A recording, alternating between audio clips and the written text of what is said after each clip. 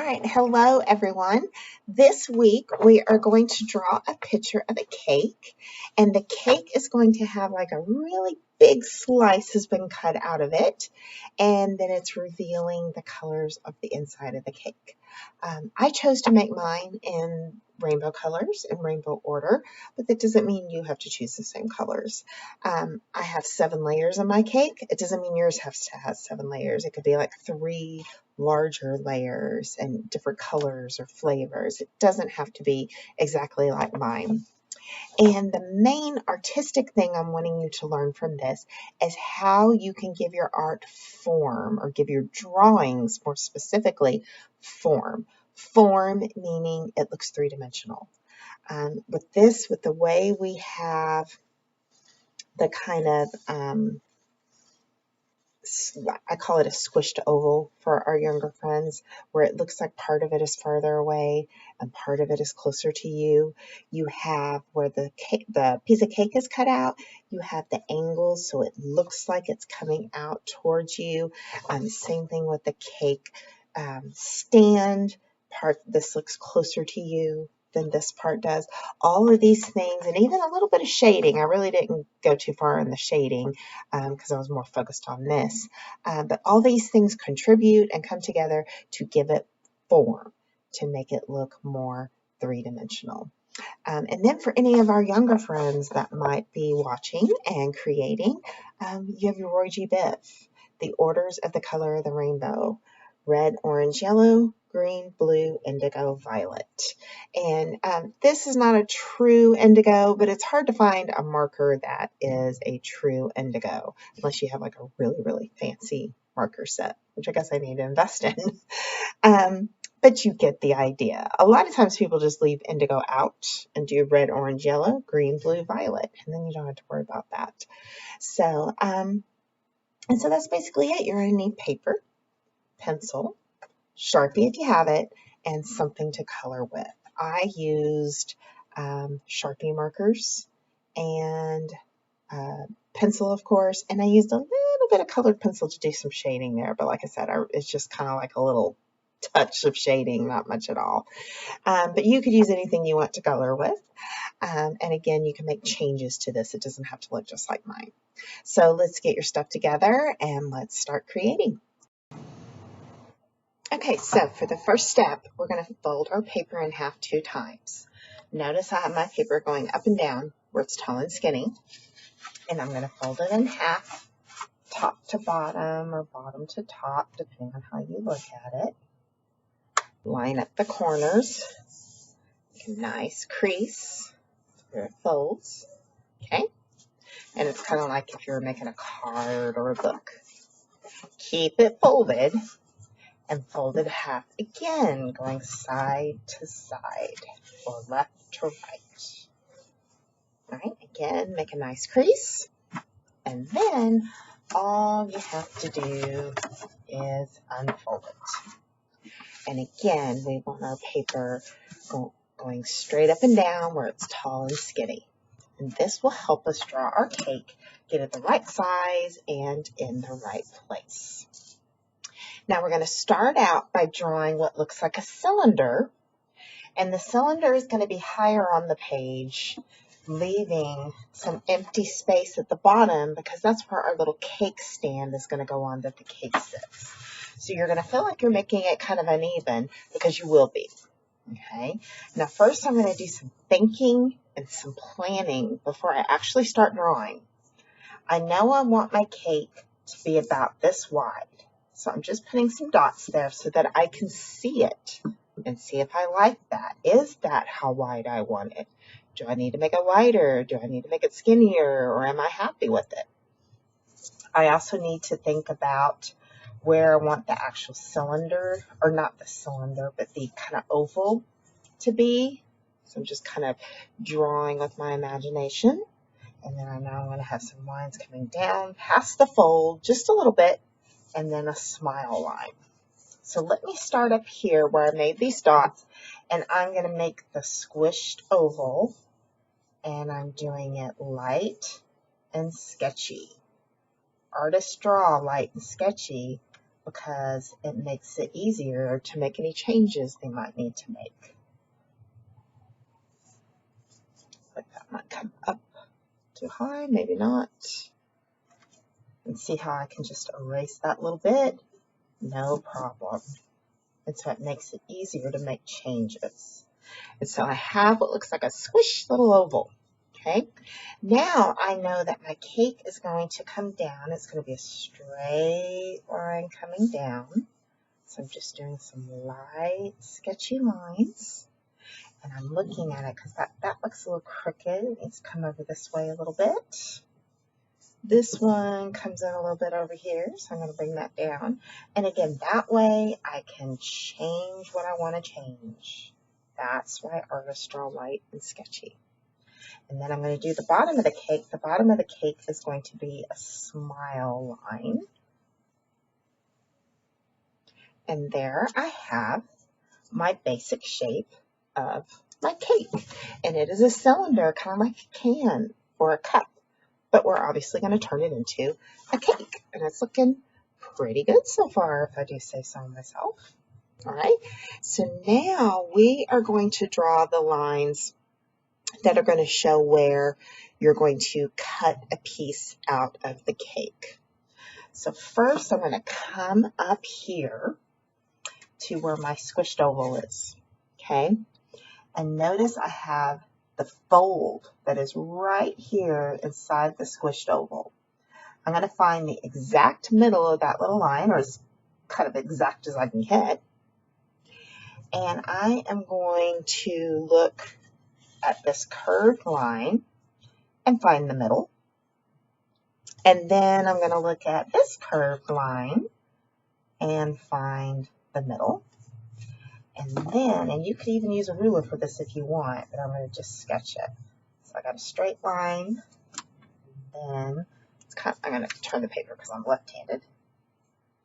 Straight line. And do you see how it looks kind of uneven? And so I think I need to bring this one over a little bit. So I'm going to erase that little portion. Okay. And then this line is going to come straight down. And same with this one. Straight down. And again, I'm making it light and sketchy so I can make any changes that I need to. Okay. Now I came right to that curved line in the bottom. What I'm going to do now is find the fold again. I'm going to go up on the fold just a little bit and make a dot. And then I'm going to make a line here and here. And then that way, it's going to look like I have one or two big pieces of the cake already cut out. Okay?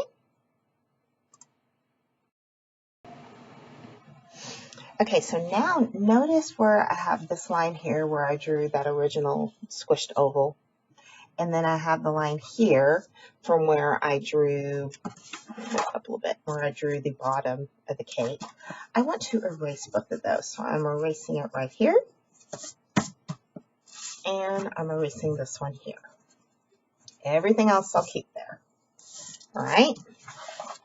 Then, using this fold, I'm going to make a line that goes straight up and down.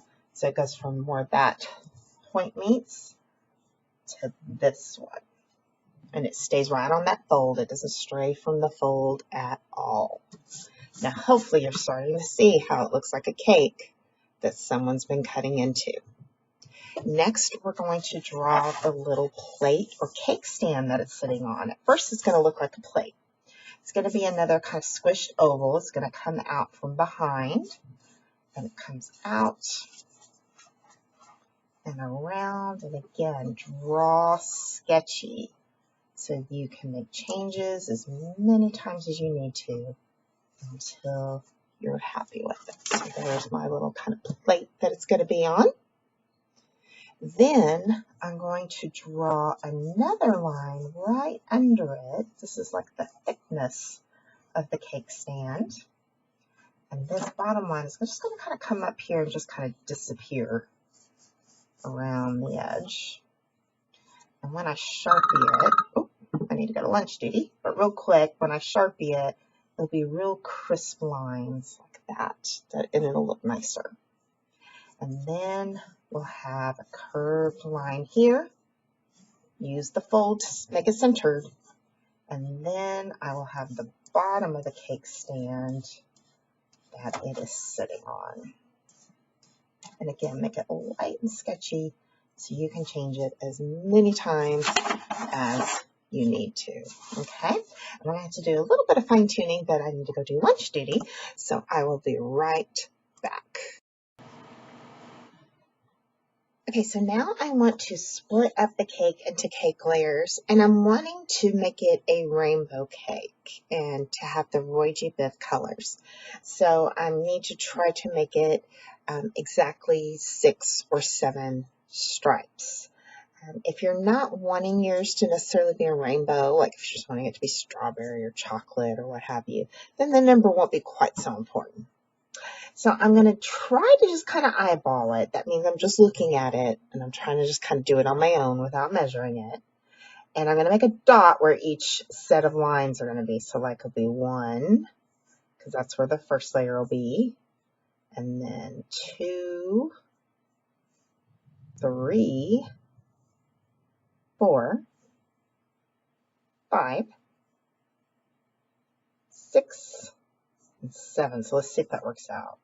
1, 2, 3, 4, 5, 6, 7. And that does work out. I just kind of lucked out. If it wouldn't have worked out, I would have had to erase it and try to adjust it, make them closer together or spread them out depending. Like if you look, this last layer is going to be a little bigger, but that's okay. So now I'm going to make the lines, and you want them going at the same angle as you go down.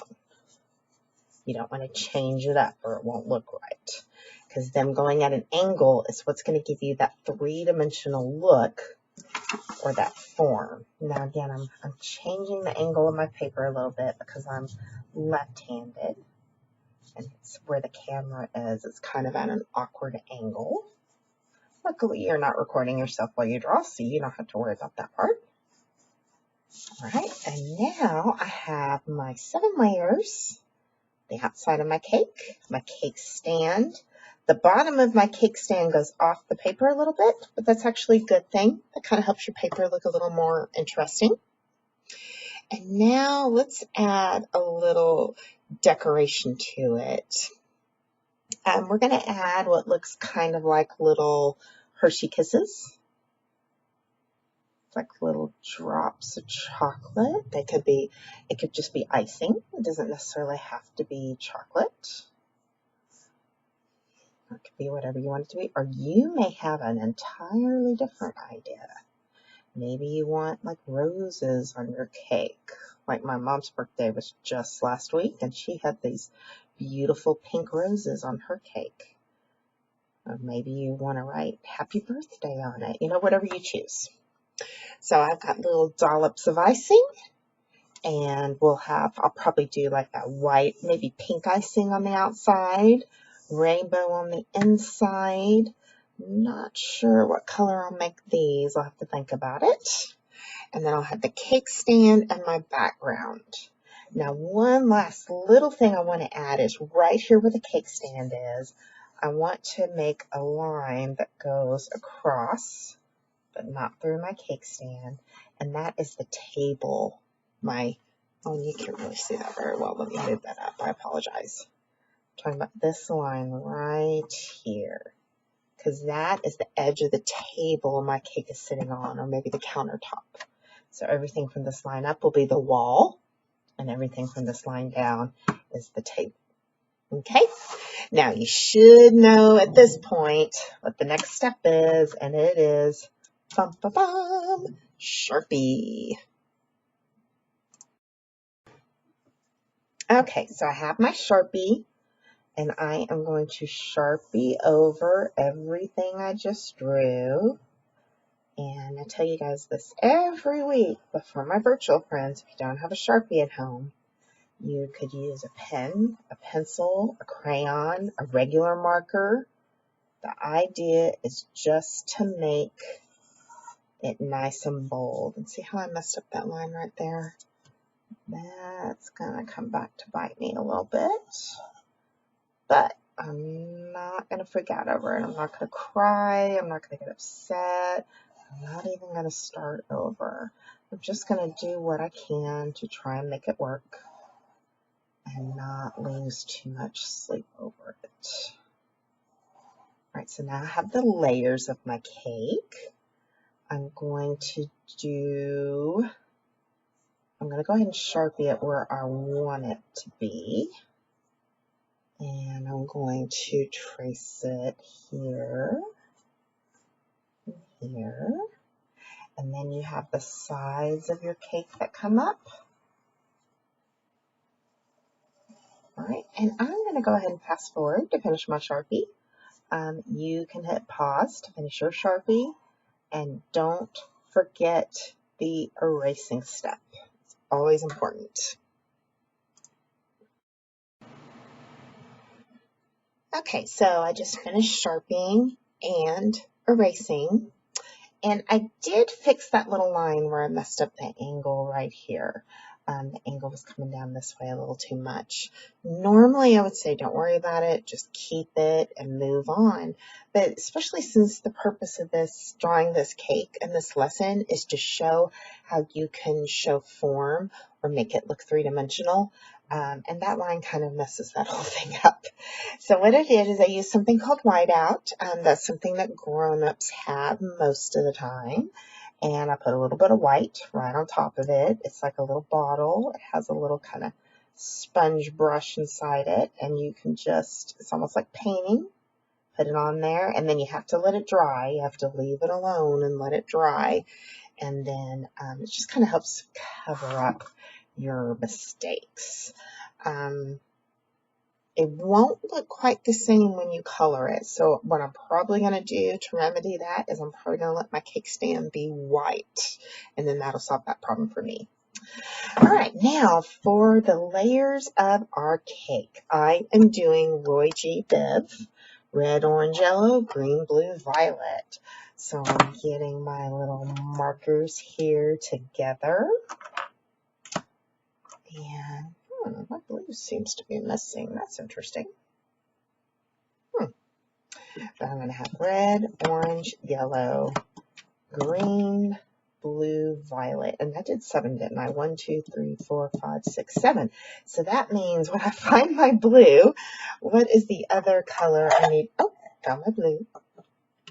But what's the other color I'm going to add to be the 7th color? Hopefully you said indigo.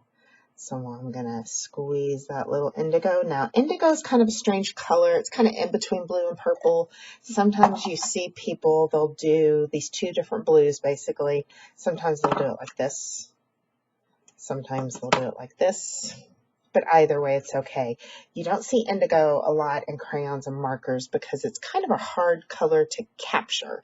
But it's on the rainbow in between blue and purple. So it's kind of somewhere in between blue and purple. So this isn't going to be perfect. This one is kind of a blue purple. But I think I'm just going to leave it like this for now. It's not perfect, but it's close enough. And so I'm going to start out by coloring my layers, starting from the top. Okay, and then I'm going to color my icing pink. My cake stand will stay white. And I'm a little undecided on what I'm going to do with the background. I'll have to think about that maybe while I'm coloring.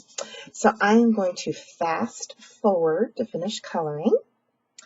And you can pause and color yours. Remember, no scribbling. Color nicely. And then we'll come back and wrap this up and talk about form just a little more. All right?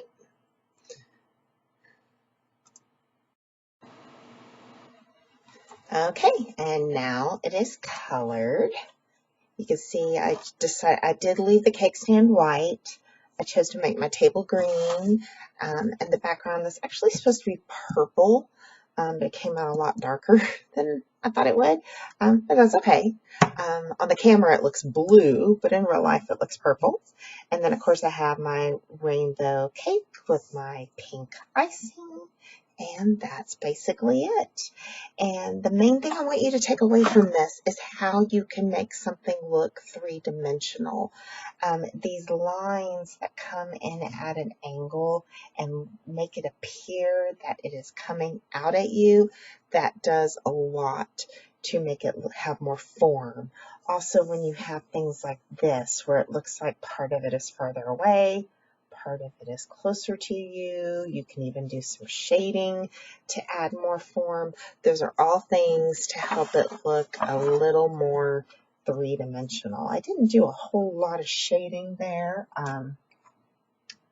but I could take and like around the edges, make it darker, and then as I come out away from the edge, it's lighter, and you can do things like that. It just helps it look a little more three-dimensional, but I don't want to add too much on there because it's not really, I didn't want a whole bunch of shading on here, but that is something you could do to give it some form and make it look three-dimensional.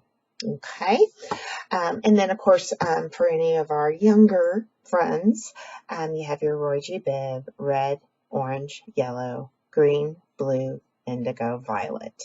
And technically that's not a true indigo. I just had to take a little bit of some creative freedom for lack of not having a true indigo marker.